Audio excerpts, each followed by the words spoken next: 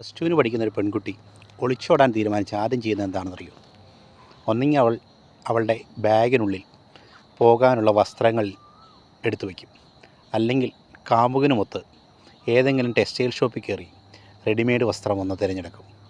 ഇങ്ങനെ റെഡിമെയ്ഡ് വസ്ത്രം തിരഞ്ഞെടുത്ത് ഒളിച്ചോടാൻ പോയൊരു കുട്ടിയെ പിടിച്ചൊരു സംഭവം എനിക്ക് ഓർമ്മയുണ്ട്. ഈ കുട്ടി അതിൻ്റെ കാമുകനായ ബസ് ഡ്രൈവർ, ബസ്സിലെ കിളിയോ ഡ്രൈവറോ ഏതോ മറ്റോ ഒരാളാണ്, അയാളുമൊത്ത് ഷോപ്പിൽ വരുന്നു.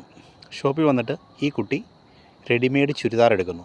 റെഡിമെയ്ഡ് ചുരിദാർ എടുത്ത് അതിൻ്റെ അളവിൽ സ്റ്റിച്ച് കട്ട് ചെയ്യാൻ വേണ്ടി കൊടുത്തു കഴിഞ്ഞിട്ട് ഈ കുട്ടി ഡ്രസ്സിങ് റൂമിൽ കയറി ഈ ഡ്രസ്സ് ചേഞ്ച് ചെയ്യാൻ ചെയ്യുന്നത്. അപ്പോൾ സ്കൂൾ യൂണിഫോമിലാണ് ഈ കുട്ടി വന്നത്.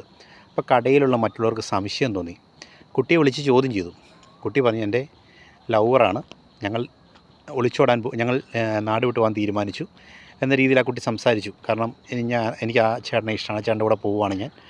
അപ്പോൾ കുട്ടിയുടെ വീട്ടിലറിയില്ലെന്ന് വെച്ചാൽ വീട്ടിലൊന്നും അറിയില്ല. വീട്ടിൽ നിന്ന് ഞാൻ സ്കൂളിൽ പോകാവുന്ന രീതിയിലാണ് പോകുന്നത്.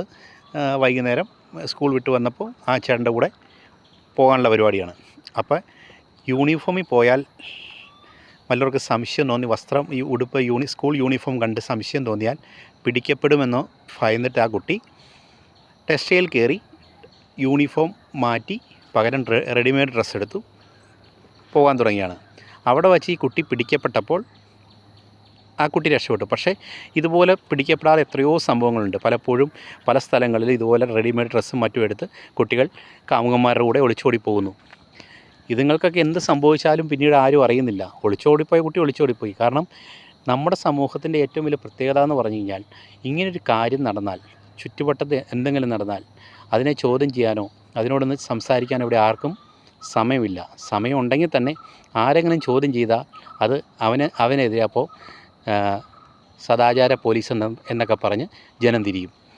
അതാണ് ഇവിടുത്തെ ഏറ്റവും വലിയ പ്രശ്നം. കാരണം എന്താണെന്ന് വെച്ച് കഴിഞ്ഞാൽ, വഴിയിൽ വെച്ചൊരു കുട്ടിയെ ദുരൂഹ സാഹചര്യത്തിൽ കാണരുതാത്തൊരു ചുറ്റുപാടിൽ കണ്ടു കഴിഞ്ഞാൽ ആരെങ്കിലും ചോദ്യം ചെയ്താൽ കുറേ ആളുകൾ അവരെ പിന്തുടർന്ന് അവരെ ചോദ്യം ചെയ്യാൻ തുടങ്ങും.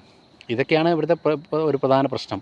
അതുകൊണ്ട് തന്നെ ഇങ്ങനെയുള്ള ചെറിയ കേസുകളൊക്കെ ഉണ്ടായാൽ പോലും ആരും ശ്രദ്ധിക്കാറില്ല. ആരും കണ്ടില്ലെന്ന് അടിക്കുകയാണ് ചെയ്യുന്നത്.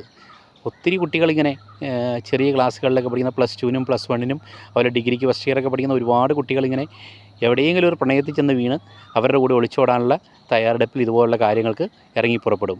പക്ഷേ ഇതിനെ ആരും കണ്ടിട്ടും കണ്ടില്ലെന്ന് നടിക്കുന്നു. പോലീസിൽ പോലും പരാതിപ്പെടാൻ ആരും തയ്യാറാകുന്നില്ല.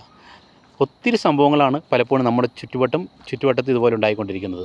ഇങ്ങനെ ഉണ്ടാകുമ്പോൾ അതിനെതിരെ പ്രതികരിക്കാൻ ഒരു സമൂഹത്തിന് കഴിയാതെ പോകുന്നത് തന്നെയാണ് ഇതുപോലുള്ള സംഭവങ്ങൾ വീണ്ടും വീണ്ടും ആവർത്തിക്കപ്പെടാൻ കാരണമാകുന്നത്.